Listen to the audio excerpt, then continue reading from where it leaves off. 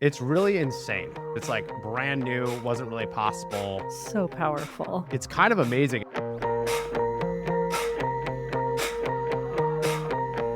Since the dawn of podcasts, our industry has been trying to figure out how to make audio go viral. And finally, there's a way.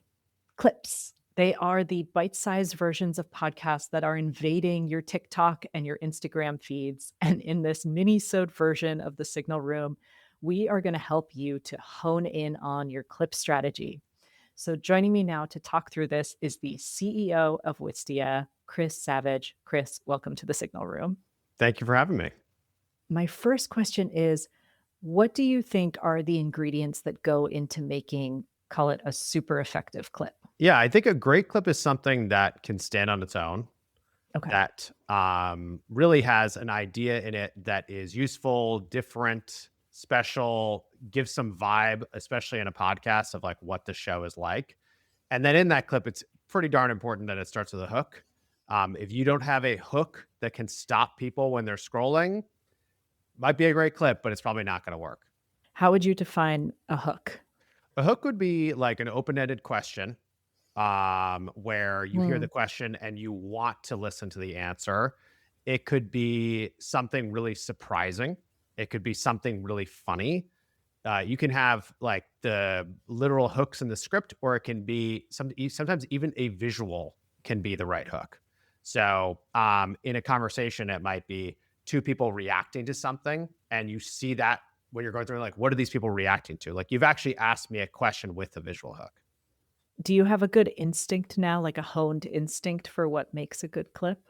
The truth is you have to try them to see what works is what I find. And also that they're very different by the channel they're going on. So we have clips that we do for my own podcast that do incredibly well on TikTok, and they do horrible on YouTube Shorts, and they do well on LinkedIn if I have a good Oh, written post with them.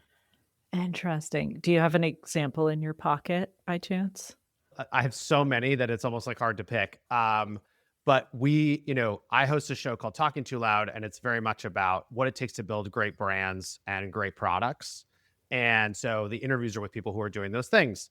And it's a business podcast. It's not designed to be super massive, but it's relevant to the audience of people who would be a Wistia customer. And a lot of the clips are like really in their business tactical things, which you would think might not work on TikTok. But often what I found is like an in their business tactical thing. Maybe it's like inspiring moment about entrepreneurship actually will do really well Hmm. on TikTok. And then we've seen that same exact thing, if it's too businessy on YouTube, doesn't really work. But on LinkedIn, if we pulled out the takeaways and turned it into a full post, that will actually work really well.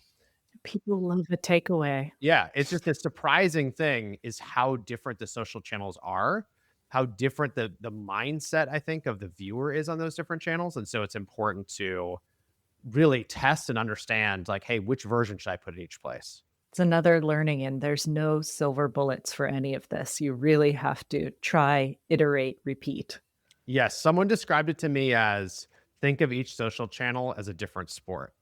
Basketball, tennis, we'll throw curling in there. And you wouldn't expect, even if you're very athletic, that you'd be amazing at all those different things, all those different sports. And that actually is kind of how it is, because all the algorithms are slightly different and changing at different paces. That's such a good analogy. Maybe we'll use that as the clip. You never know what you're going to say in these things. And so that's part of the magic. Any advice that you have for staying fun and authentic to your show and to your voice while finding that hook?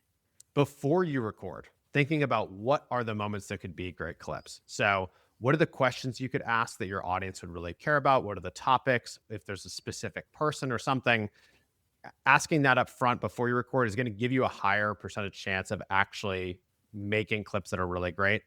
I Mm. will say a lot of our most successful clips have been things that happened totally organically.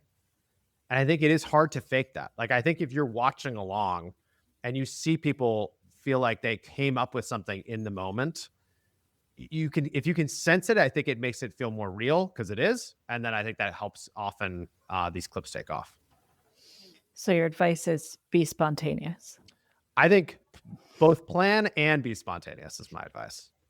For those marketers out there that aren't professional video editors or don't have time to create multiple video clips, do you have a hack for doing it quickly? Yeah, one hack I can give you. So we do a few things here at Wistia that can help. Do you want me to show you? I could pull it up. Oh, yeah, that would be great. Okay. Let's see here. We do a few different things in Wistia to try to make this really easy to make clips. So on any video, this is not my podcast. This is Brian Halligan's podcast called A Long Strange Trip, where he interviews different folks in talking about entrepreneurship and tech and stuff like that.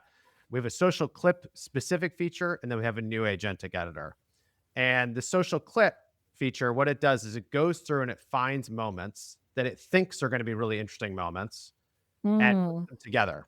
And you can proof these. It gives you a social post. You can decide if you want an auto framing. You can change a few different things. One of the things that we found is that a lot of the clips that do really well is like it's hard to take a bigger conversation and bring it down into something short that stands on its own. Mm. And we actually have something called Remix here at Wistia, which is an agentic video editor. So what that means is you can take a video like this, a 50-minute long video. I can say, hey, I want you to create, I'm using a default prompt, Mm. a highlight reel with a narrative arc, hook, insight, all this kind of stuff. And an agent will go through and look at the transcript, look at the video, try to figure out what's going on, and try to come back with what could be good clips from this podcast. And then it'll interact Amazing. with you. It'll prompt you to do different things. So it's given me a few different directions that I could go. And I could say, all right, let's do the first one. And it'll go and it'll actually start editing that video in real time. It takes a couple of minutes for that to render together. So this is one that I just did. This is the equivalent of, like, if we were making a cooking show, like, the Yeah, finished stew exactly. just This pulled is off the exactly what this is. stovetop. I All have right. the pot that we've cut the stuff up. It needs to simmer. I let it simmer and came back. And then it pulls together this clip for you automatically. And it will actually introduce slides and it'll introduce narration to fill in the story. So you have something that's more complete than you would have otherwise. Wow. And the cool thing about this, you can say like, I like this, but remove that music. And it'll go through and you just talk to it the way you would talk to a person. It'll change the edits for you. So powerful. It's kind of amazing. It switches a lot of what you do towards thinking about auditioning the Yes. versions. That's how you have to spend your time is audition the stuff back and do your fine tuning and make sure you feel really good about what it's actually created. What do you think is most exciting about this tool for podcasters specifically? I think today the most exciting part is trying out a lot of things that might not have felt worthwhile to try otherwise. Can you give it a prompt like make a version for LinkedIn versus TikTok versus YouTube? Yeah. And I think that this is the type of thing too, is the more you learn, I'm sure you've seen with like a lot of these like AI chat tools, the more you use them and learn how to suggest the right things and give the right prompts, like the better it gets. And then the better the system learns and iterates. Very cool. Yeah, we're super excited. This is something that it's like brand new, wasn't really possible a few months ago. Now it's possible. And we're seeing really amazing results with it, in part because like, you know, not everybody is confident enough to get into a nonlinear editor and do this themselves. And so Yeah. this is a simple way to give you that power and then pull it together. Beautiful. You can have 5 of these going at once. And that's what you end up starting to do is realizing, oh, I can get so much done. I'll get this one going and this one going, then iterate on each one. And yeah, it's been great for social clips. It's also, you know, we had somebody who they had a meeting on their team 2 days ago at Wistia. And they're like, I want to share this meeting with everybody, but I don't think everyone wants to watch this hour-long meeting. So they used Remix and they cut it down to like a 4.5-minute version that actually stood on its own and made sense. And so it was just a really cool way to repurpose something that would have been not valuable in the form it was in before that became like super valuable once it was pulled together. Oh, I love that as a use case. Yeah. This is so cool. I'm like genuinely in. It's really insane. If you want to check it out, visit wistia.com/signal room. Thank you so much for showing us around, Chris. Hey, thanks for having me.